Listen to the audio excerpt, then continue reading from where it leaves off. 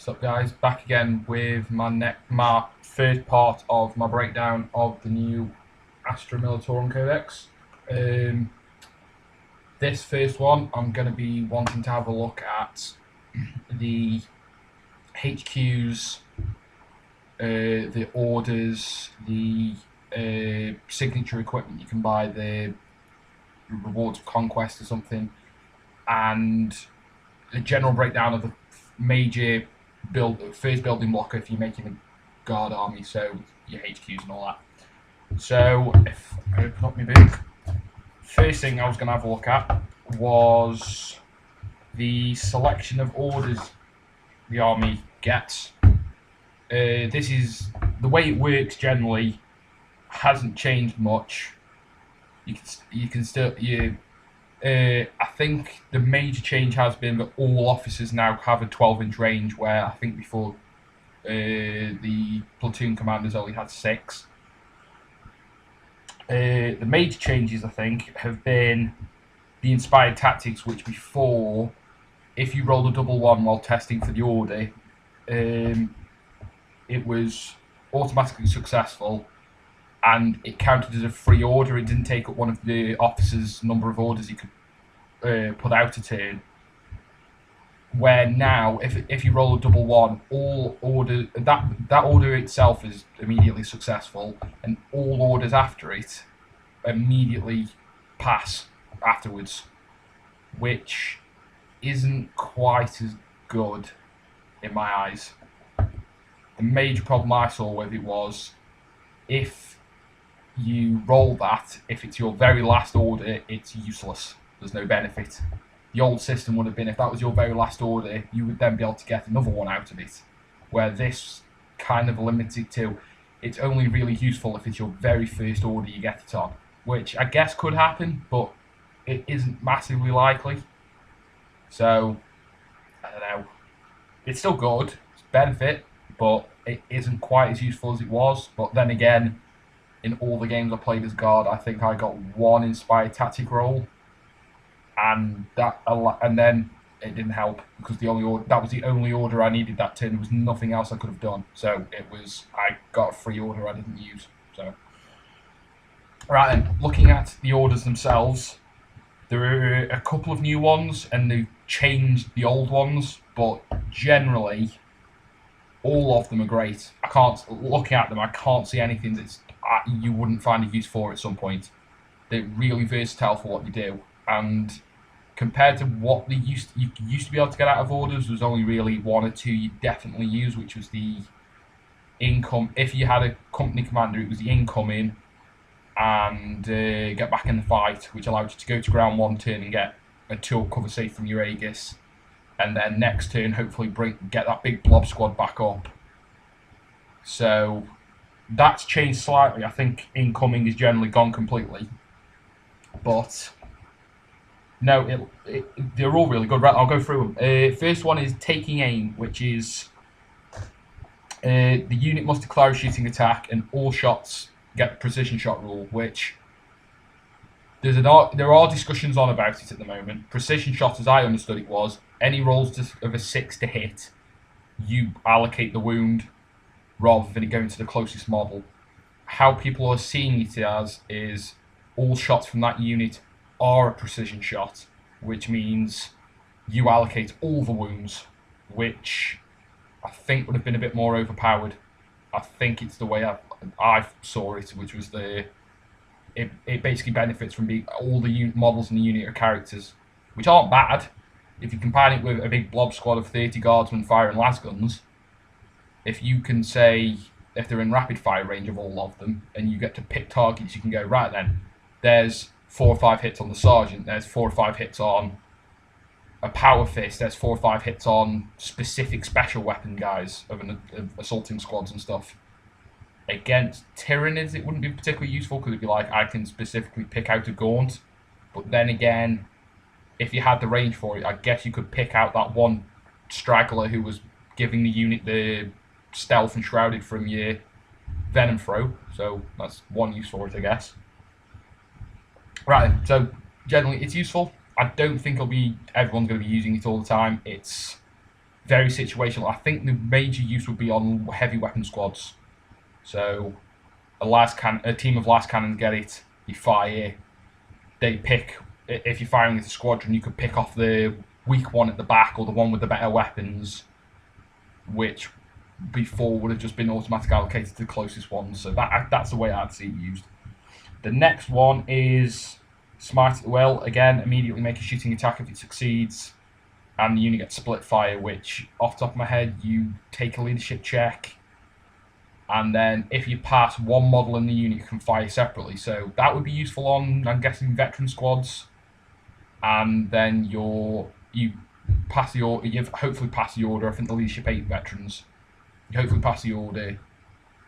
Then you have to take another leadership check, which sucks. It isn't just a case of you then split fire. You still have to do a leadership check for it.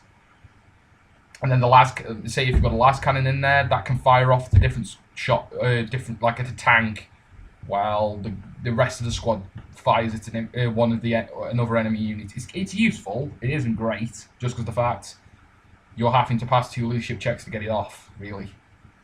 First to get the order, first to again get your split fire. And if you failed either of them, it's just like, well, it was an order wasted. So, again, it's good.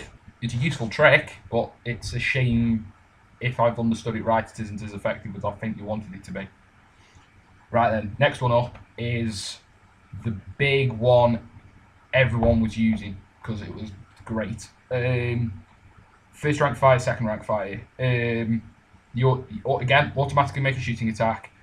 All models with las guns or hot shot las guns now fire an additional shot, which is great. On a big blob of 50 guardsmen, each now turning out 100 shots a turn is quite scary, even if it is only strength 3. That's a lot of hits and a lot of wounds. And if you've got the Premier Cycle, I'll cover in a bit, that makes it even better, because it's re-rolling to hit, so that's even more hits. The big thing is, it now affects hotshot las guns, where it didn't before. It was only las guns, and that's great as well. Stick it on let's say you get the new platoon of stormtroopers, and the command squad puts it out on one of its stormtrooper squads, and they're now shooting out extra shots at BS4 with AP3. That would worry most Space Marine players, I think, generally. So, not bad. Next one is Forward for the Emperor. This one is basically, if it passes, it's battle focus, but you don't get to choose. It's, if you automatically make a shooting attack, once that's been done, the shooting attack's done, you can then make a run move. I think that could be really good, because you could, if you were, let's say, I don't know, 13 inches out, and couldn't get your snap fires, get your rapid fires from your las guns, you order your big blob out from behind its Aegis, blaze away with all its weapons, and then run back behind your Aegis to get your cover again. It's different ways you could use it as well. You could have a veteran squad which moves towards an objective, fires, wipes whatever's off on the objective off, say a couple of Marines, or a minimal squad of fire warriors, and wipes them, blazes them off, and then runs onto the objective at the end of the game. So that's good. Next one is Move, Move, Move, which hasn't changed. You get to roll 3 dice for run and take the highest for running. Again, I don't know if you'd be running much with guard because you're generally quite static, but it's worth having. Suppressive fire gives you pinning. I've never really seen the effect of pinning, but I guess it's there. Bring It Down's got better. Before it made, if you were shooting a monstrous creature or a tank, you became twin linked. Now it's, that unit now has Tank Hunter and Monster Hunter, which is really good. It's re-rolling to pens against tanks and re-rolling to wound against monstrous creatures, I think. So your heavy weapon squad with 3 las cannons now firing away at stuff is getting a lot better chance of killing something with its shooting. Fire on my target, again, is a big one. Bring It Down, fire on my target in this last one, which is get back in the fight, can only be issued by your company command squad, not by everyone. So that's the same as it was. Back to fire on my target. If it succeeds, you ignore cover, which is awesome. I can't think why that is a bad thing. That's I think generally when you're looking at the new codexes, either they benefit from cover or they have a way of negating cover. Tau have Marker Light, Eldar have generally being able to get that close, you don't get it, or Psychic Powers, and generally they're allied, so they ignore cover generally. Tyranids have Venom Throats, which made it awesome by buffing cover saves. So being able to just get rid of them is great, especially again, say you've got a big combined squad of 50 guardsmen, all now ignoring cover, shooting against any low armor save but relying on cover saves. Orcs would struggle because it ignores their custom force field, because that's a cover save rather than an invulnerable. So that's ignoring that, which is great. The last one is Get Back in the Fight, which is a unit can automatically regroups and moves 3 inches, so basically it automatically rallies. So that's good because guardsmen don't have any way of rallying under half strength. So maybe that big squad of guardsmen you've got failed and ran off, was below its half strength and couldn't choose to rally up except on the double one, and the company commander just stops them and gets them back. That could save a kill point maybe, or the guy's holding your home objective in a game of 2 objectives. Again, it's really useful. They're all situational. The ones I think you'll see a lot of is first rank fire on my target and bring it down, which is the additional shots, tank hunter, which could be big, and the ignoring cover. Those 3 are really useful, I think. Those will be the ones that people rely on. The other ones will be situational, depending on how the game's going. A certain situation arises, and you've got them as backup. None of them are useless, basically, which is always nice. It'd been a shame if any of them were useless. If it was a case of there's no reason to do that, there's other ones you could do instead. There are ones that are better, but they all will see use at some point. Right then, next thing I'm going to go on to is the Heirlooms of Conquest. These, sadly, none of them I look at and think you really want to take them in. They're not like the Shield of Turnham for Space Marines, where everyone takes it because it's really good, because it gives you I think that one's a Storm Shield, which gives you Eternal Warrior, which is great. None of these have that. And another downside is they can only be taken on a company command squad, so hit that the one commander or a Lord Commissar. And with all the options now in there for HQs vying for the HQ choices, they're not going to get taken. I think you'll see them, but none of them are auto include. You have to find a way of squeezing it in. Just none of them, really. The first one is the Tactical Auto Reliquary of Tiberius, which it means when you're doing orders, all doubles are inspired tactics, which is great. But if you roll a double 1, you lose it for the rest of the game, which in theory is great. But let's say the first roll of an order that turn of the game is a double 1, you lose its ability and you get the inspired tactics for the turn, but then you lose the upgrade becomes useless, which sucks. Next one is Laurels and Command, which is all units within 6 inches required to take morale checks. You get to choose to pass or fail morale checks within 6 inches of the HQ, which is good. I can't think of a it's like old combat tactics for Space Marines where you could choose to run off, but then again, I don't think you'd want to run away with guard because rallying isn't guaranteed like Space Marines were.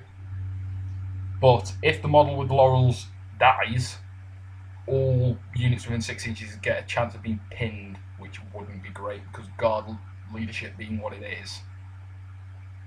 If, let's say that he was sitting in the group with 2 50-man blob squads and your heavy weapons, and you rolled really badly when he got, say, sniped off by a Vindicare, and all of them got pinned, that is one turn where basically your entire infantry guys would stop, and it would be like, I don't think it's worth benefit.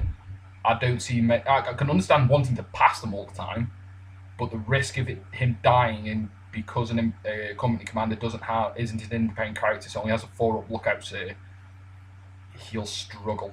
I think that I don't see a great use for that. Next one is Kurov's Aquila. It gives all models within 6 inches preferred enemy, which is great. Rerolling ones to hit into wounds, so that'd be useful. In addition, the enemy may reroll a single leadership test a turn. That's good. That one I could see a use for. That one, you'd stick it with your heavier weapons and give them preferred enemy. And reroll a leadership check. Say you failed and you really needed to pass, that gives you the chance, so it's useful. That one out of all of them, I think is the best choice, personally. That one I think would get used. Right, then the next two are weapons, which I can't see why they're there.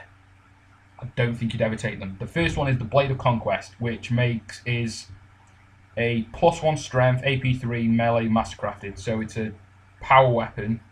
It's a mastercrafted power sword, which makes you strength 4. I've got the points without changing whether how useful I think it is.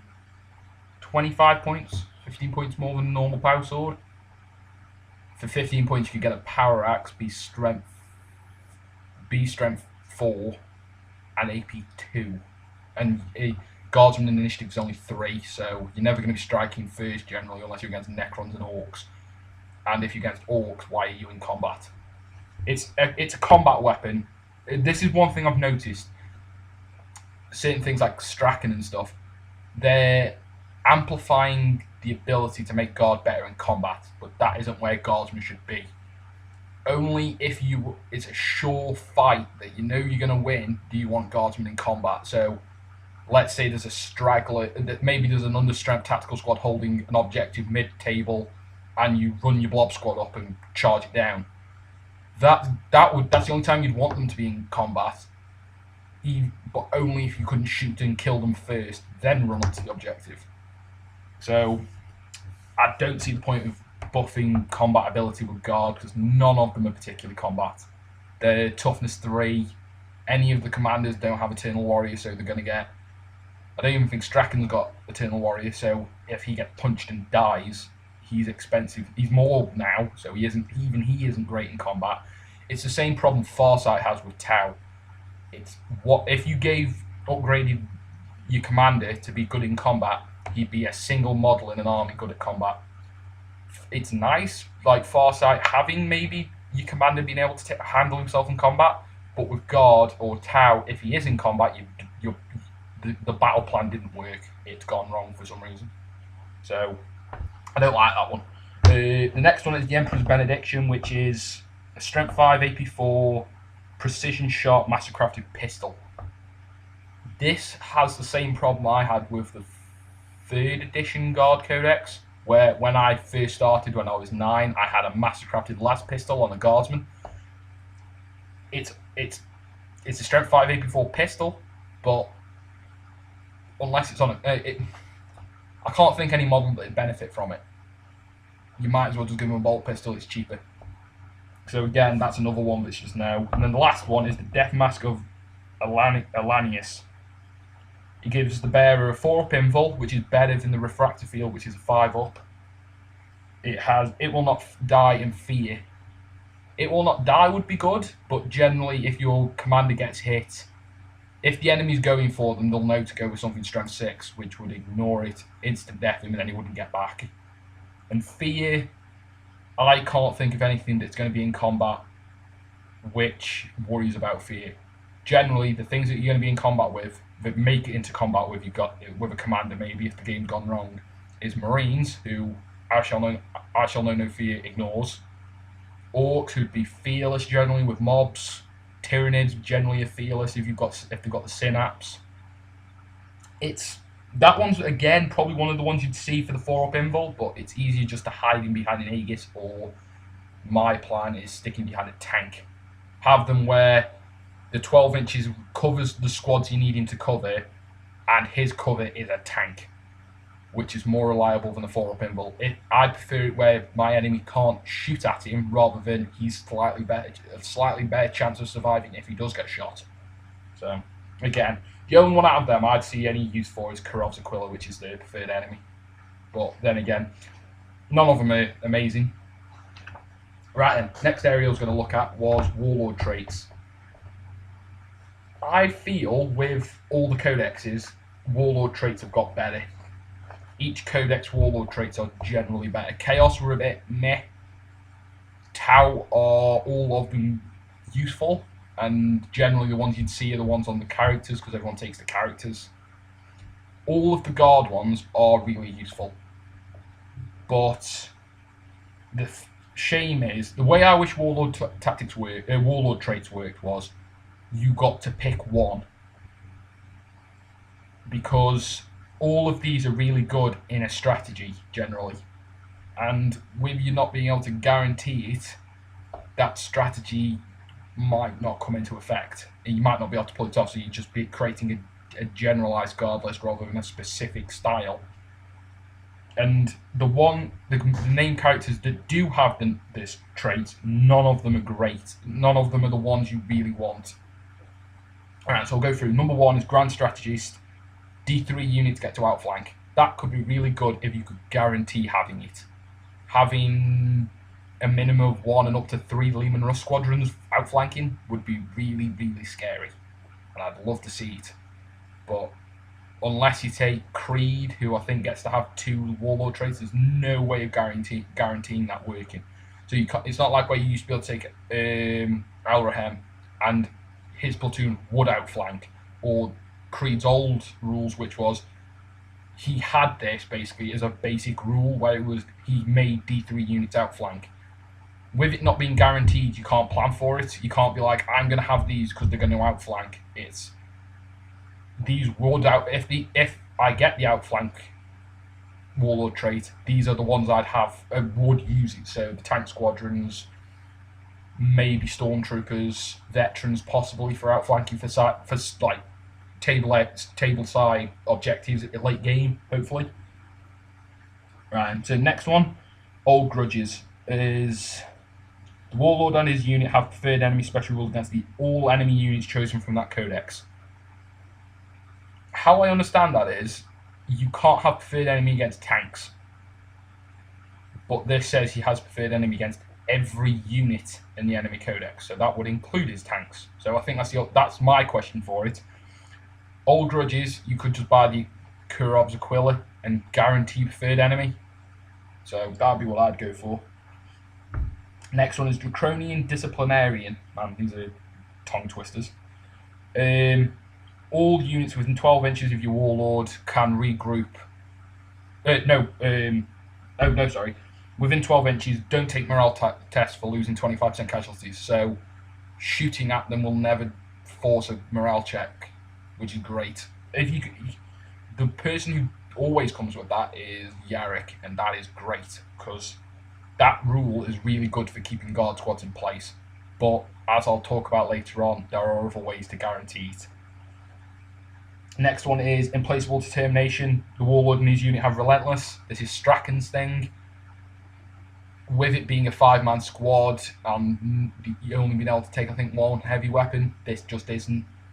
It's useful, I guess, but generally, if you're going to take a man squad and you're taking special weapons, you're going to be the only special weapon you can take none are heavy, so nothing really benefits from it. Rapid fire with it changing with 6th, again, you don't benefit from Relentless. You still can fire at full range with a rapid fire weapon. So the only thing I could see is maybe if you wanted to take mass, plasma guns, and assault with Strachan, maybe, because you can rapid fire then a charge. But again, with it only affecting his squad and the command squads not being able to, if your Warlord's a Commissar Lord, I could see the choice. But again, nothing in guard needs Relentless. Really, generally you're going to be static with anything that's firing a heavy weapon. Is static. The only thing I could see is a big blob of 50 guardsmen walking up, getting first rank fire, second rank fire, and blitzing 150 shots out, being relentless due to your Warlord, then charging. That would be good. That's a reason to take a Commissar Lord. But again, you can't guarantee it. So the tactic wouldn't. It's not a tactic you'd see. You'd be able to go, I know I'll be able to pull it off each game. It's a case of, if I got it, this is what I'd do, kind of thing. Next one is Bellowing Voice. If the model, your warlord gets the voice of command, so again, with the only 2 units that have it. Actually, no, can tank commanders now do it with voice? That's actually quite good. If a tank commander can issue orders, that'd be awesome. The thing is, and then the additional thing is, if he already has voice of command, which is orders, he can now order anything within 18 inches, so it boosts his range. So again, it's nice. It's useful to have. Number 5 and 6 are the 2 you want, generally. Right, and the last one, Master of Command. Your warlord has voice of command. I want to see an FAQ seeing if tank commanders can get it, because I think you can make a tank commander your warlord, and that'd be really cool if he can now sit in your gun line and he can be ordering people, where at the moment you want to be taking command squad to get orders. And then if he already has voice of command, he can issue an additional order a turn, so your command squad's now throwing out 3 orders, which is equal to Creed, which is really good. As I'll talk about when I get to the HQs, Creed doesn't have the benefits he did in the old one, where it was a 24-inch range and 4 orders. This gets him closer to it. Now he's limited to 18, and if you got Master of Command, he'd be back to his 4 orders a turn, which would be great. But I'll talk about him later. I'll cover it in a second anyway. Right, so that's warlord traits, the heirlooms, and what else was I talking about? Oh, orders. It's been a long video. What are we at? 27 minutes. Ooh, this might be a bit of a long one, sorry. Right. I'll get through the next bit as quickly as I can then. Right then. Next up is HQs. This is the first section of the Force Org I want to cover. I'm going to do hopefully a video for each of the sections, going through what I think, what's been added, what's been taken away, and how it's improved, got worse, kind of thing. So first up is Commissar Yarrick, who has got cheaper and is now better generally. And not even generally, he is better. He's same stat line. He still has his Baylai, which is his hotshot las pistol. His power field's changed from reducing the strength of a shot to just being a straight 4-up invul, which I don't see as a downside. People are saying, "Oh, you've reduced the strength of the last gun, the last cannons and stuff," and it's just like, a straight 4-up invul's better personally because he's guaranteed to work. His warlord trait is the Draconian Disciplinarian, which is anyone in 12 inches doesn't take morale checks for 25% casualties, which is great because you can guarantee having it. He's a commissar, so he has his summary execution, his aura of discipline, which is like stubborn and stuff. Eternal Warrior, Iron Will, which is his ability to get back up, which I think is when he dies, you put him on his side, and then I think it's a 3-up, he gets back up. So that could get really annoying because you just go, run him up midfield, plop him on objective, and go, I'm going to stay here. As long as I'm here, you're not having this objective, basically. And he just sits up there and just be like, lol. Come at me, guys. Right, and so Yarrick, thumbs up. He's cheaper, he's got better. The big change is he now has voice of command, so he now issues orders, which is ace. He's now... Before, I didn't like taking him because I preferred having the command squads for orders. Now he's even more worth having because he's cheaper, but he also has the orders, so you don't need to bring a command squad as well, generally. So that's great. Right, and next up is company command squads, which have got cheaper. I think the 10 points cheaper would be worth 70 than now 60. I can't see any options they've lost or gained. You can now take a Taurox as a transport now, but I'll get to a Taurox in the troop choices. I'm not keen on it. I think you have to convert it to make it look really nice. It can look really nice, but stock out of the box is ugly. And rules-wise, it isn't great. I prefer a Chimera still. The big changes to company command squads has been the advisors. You've lost bodyguards, which is really sucky because bodyguards were good. But I can understand why they've gone because I can understand why they went because it was the whole lookout sale was to replace bodyguards. It was the whole anyone dies in front of the commander rather than these two specific models. But I liked having them. Master of the Ordnance is pretty much the same as he was. The change to his rules, which I like, is now if he has line of sight of his target, his ballistic skill still now reduces to scatter, which is really nice because he didn't before and he just scattered full distance. It's still, I wouldn't rely on it because it's still, if when you roll to scatter, a direct hit, it goes 2d6 inches on the arrow on the direct hit, and if it scatters, it goes the full. I think it goes 3d6 now, which is ridiculous. It's one of those things. If your enemy's playing another gun line, so Tau, bombing their end of the board is useful. You can't rely on it once it's in your half of the table, because 3d6 is up to 18 inches, and if you don't have line of sight, that's worrying when you could be bombing guardsmen. Though in the fluff that happens, you don't want it to happen. So unless the enemy's in their half and there's a lot of them, so it could scatter distances and still hit something, it's not great, personally. He's, I think, cheaper now. He's 10 points cheaper than he was, but I wouldn't rely on it. I wouldn't want it. It's 20 points is a Medipack, which you'll now take because it's cheaper. Next up is Officer of the Fleet. He has replaced Astropaths. His special rule has, at first glance, has got better. He can now choose between either giving you a +1 to reserves or a -1 to the enemy's reserves, which is good. But you have to pass a leadership check for it to work, and he's only leadership 7, so it's only going to be working on average half the time. So it's not great.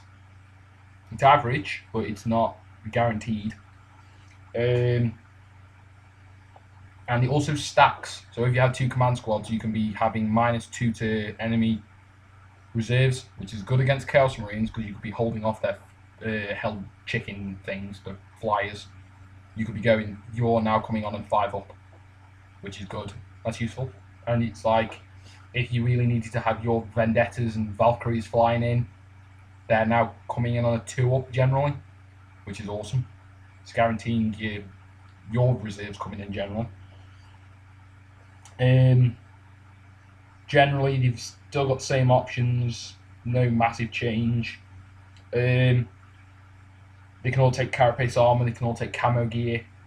The thing with camo gear is it can't affect special characters because you can't buy additional equipment for a special character, which means camo gear is good for guys who are going to be hiding around your commander, which is how you'd play it anyway, so I can understand it.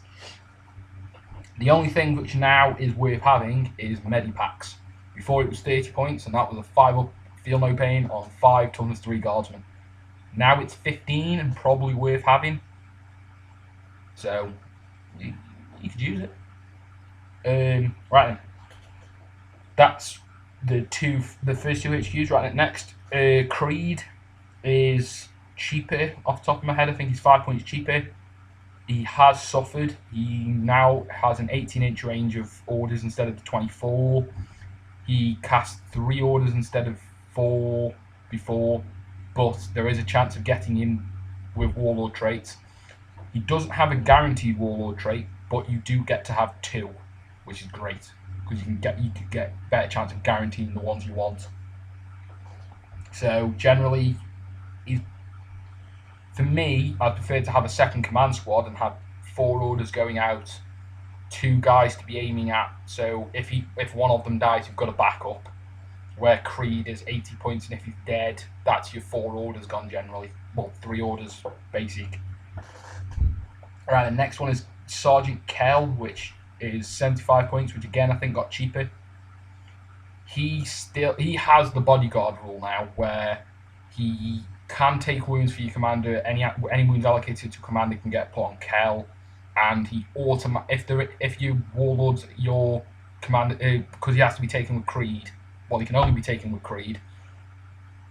If Creed gets challenged, he can automatically step in, and no test, he's just in. But generally, if Creed's in combat, he's dead the first round unless someone fluffs. So again, he's 75 points. I think he'd just be better off saving it. He gives you a regimental standard and a power fist. So he is, for a guardsman, he's alright in combat. He's got 2 attacks with a power fist, strength 6. So better. Next one up is Strachan. Has got more expensive. I think it was off the top of my head 95 points. He's now 130. So he's taken a massive hit for points wise. And this is a problem I mentioned earlier. He's trying to be a combat unit in guard, and guard shouldn't be in combat. Fluff wise, yes, take him. He's great for his fluff. Generally, he just isn't worth having because if he's in combat, he'll have moved forward. Though you'd fit the fluff and he'd be stepping in, taking on the big monsters because he's now got Monster Hunter, which is good. And he's only toughness 4, so he can be instant death by a Space Marine Power Fist or whatever monster he's trying to take. Yes, he gets a reroll to wound with his AP2 bionic arm. He's struggling because he'd get instant death by it. If he attacks first, let's say he goes against Carnifex, he's there at initiative 2, initiative 1, I think. If he gets a charge, he gets into combat, he gets his smash, because he can now smash like a monstrous creature. He halves his attacks down from 3 to 1 and 1 on the charge, +1 for the charge, +1 for 2 hand weapons.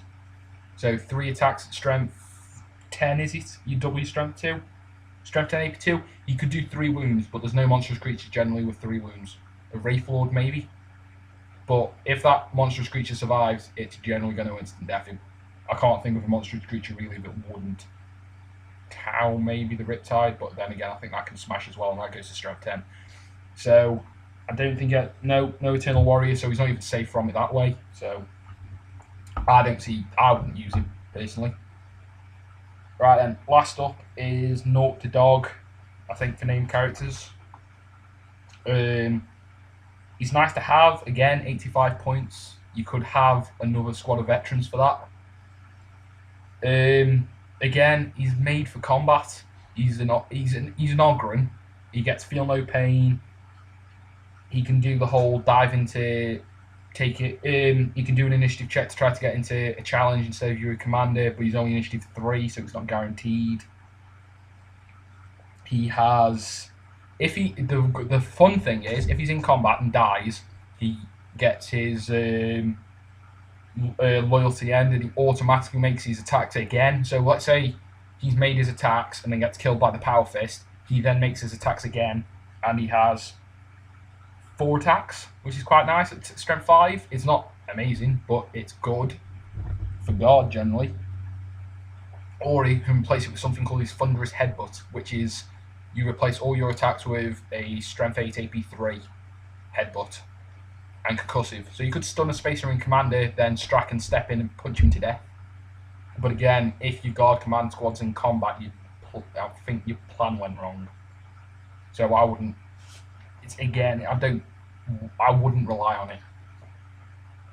Which is a shame because I like all the named characters, but generally nothing at the moment standing out as I want to have him in there. Sadly, Yarrick is my favourite at the moment. Right, and next for HQs is a tank commander. This is the new one, and this is the one I want because I want to do an armoured company for a guard list. The list I've written up at the moment is 1850 and has 6 Lehman Russes in it, which is silly, but it's really fun, and I really want to try it out now, just to see how well it works because I think it could be really cool. You buy a Lehman Russ, you play the 30 points to put him in, and it makes his ballistic skill 4. You have to take 1 Lehman Russ as a bodyguard, and then can take a second one, so you can have a squadron of 3. But at the very least, you have to have 2, which is a shame because that means at first you're thinking, oh, it's a 30-point upgrade. It means you're paying minimum 300 points for your 2 tanks, so it's not cheap. The next upgrade to hit, tank orders. Your tank orders work where it's the same as an order, but it can only affect his squadron, and it's basically rolled at leadership 9, I think. Where is it? Rolls into approved tank commanders. The first one is full throttle. With Lehman Russ, he's now being a heavy tank, so it can only move a maximum of 6. This one I can't see a great use for because it's basically the lumbering behemoth rule for movement, where it goes. Oh wait, no, flat out. So you can move 6 and then flat out 6 plus d6. So I do guess you could get up to 18 inches out of movement out of your tanks. But again, guard tanks generally would be static and only be moving around your half. So it's there if you want it. It's like some of the other orders. It's there, it's situational, but personally I wouldn't take it. The one I can see being used a lot is Gunner's Kill on Sight, which is he fires. It's the same as an order. You immediately make a shooting attack. The tank commander fires at one target, and then the other tanks in his squadron can then fire at something else. And because it takes place at the same time, you can't then have your commander kill a transport and the 2 support tanks then hose down whatever stumbles out of the wreckage, which is fair. I'm looking at it because I want to have Pask and a Punisher with 2 friendly Punishers sitting either side of him. So Pask hoses down one squad, and the other 2 Punishers then proceed to hose down another. So that's how I'm going to work it. And the last one is Striking Shroud, which means you can resolve a shooting attack and pop smoke, but it only works once because smoke launchers are only able to be used once. Which is, it's nice, it's a good idea, it's a nice idea, but it's not guaranteed. And it's only one use, so it's there if you want it. The upgrade character to that is Knight Commander Pask. Wow, 42 minutes, I really need to wrap this up. Knight Commander Pask is the next character. He is... if I was going to have a tank commander, I'd upgrade it to Pask, because Pask is better. You could run 2 commanders and have one as Pask, but personally I'd just have one as Pask. His benefit is he has the Tank Ace special rule, which, depending on which variant of Lehman Russ he's in, improves that Lehman Russ generally. So, where is it? Pask.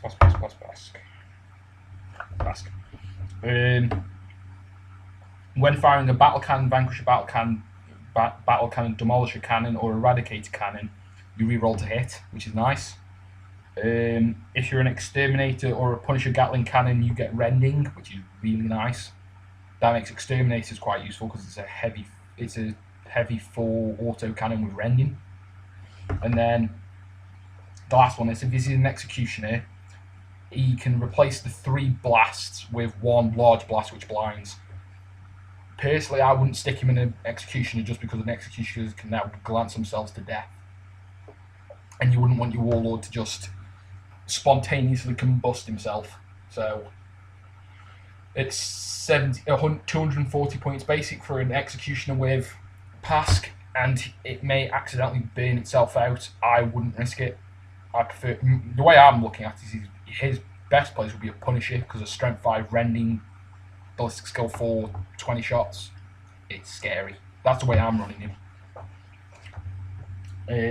Right then, next up, Lord Commissars have got 5 points cheaper. Can take the heirlooms of conquest again. None of them are. There's nothing. He's the same as he was in the old Codex. If you really want a bare bones cheap HQ, run that. But for 5 points cheaper, you could get a command squad and have orders, which is the way I'd want to run it, I think. Because the way I look at it is a command squad's 60 points for 5 guys, which 4 of them could have special weapons, whereas this is 65 points for 1 guy who can make 1 squad stun with leadership 10. So, the next one, right, the last uh, four choices I'm going to cover are the additional, not as part of the HQ Force org, but you can take them. The first one is commissars. They've changed where before you could just buy them for a squad generally. Now you can have one per command squad and platoon command squad. So at max you can have 7, and that's if you max out on troop choices. Let's say on average you take 2 platoons and a company command, you get 3 commissars. If you wanted to do fluff wise and wanted commissars in every squad, you can't do it anymore, because you just can't get enough commissars in there. That's where you take a Lord Commissar maybe, and then you can take 3 from your 3 command squads and spread them out. It's a bit of a shame, and commissars aren't... They are cheaper than 25 points, but they get to... They're stubborn. They're only leadership 9 now. I think they used to be 10. It's still stubborn leadership 9, but in a second I'll cover another option, and for 25 points you can make it fearless, which is better. Right, next up is Ministorum Priests. These you can take up to 3 of them without taking up a force org, and you just take 3 of them. 25 points each. You can give them a plasma gun if you want, but I don't think so. 25 points basic, and stick them in a big squad of guardsmen is where I think they'll see them. The big thing people are saying at the moment is the whole their war hymns only work when you're in combat, but I think they're skipping over the whole zealot rule, which gives them hatred. So first round of combat, you re-roll into hit, which makes guardsmen slightly more scary if they get charged over your snapshot overwatches. But the other thing with zealot is the what's that kind of fearless special rule, which is amazing. For 25 points, you could make 50 guard. Let's say you take 2 and a big platoon. You could have a blob of 50 normal guardsmen who are now fearless, and 50 conscripts who are now fearless. So that's 100 fearless troops sitting behind your Aegis, which I can't see a downside to. That's where I think you'll see them. People are overlooking them at the moment because they're saying, "Oh, the benefits are for combat, and you don't want your guard in combat." I'd be quite willing to pay 25 points to make them fearless. It's like the magic flag you can give Chaos Marine squads to get 20 fearless Space Marines. I'd pay it. I know there's a chance of you being sniped out, which would be a shame, but 32 squads for 1 troop choice and 2 additional units, you could have 100 fearless guys, which is great, I think. Alright, next up, Primera Psychers. This is the thing everyone's going nuts for. They halved in points and only now mastery level 1, but they can now take divination, which is a huge thing. I mentioned it in my last video. I think you can guarantee people running 3 of these pretty much all the time. You roll to see if you can get any of the good divination powers. If you don't, 3 guys running with prescience is great in guard. Before you'd have to ally in for it. Now you can have 3 of them as basic, which don't take up a force org, which is awesome. So that's where I think they'll go.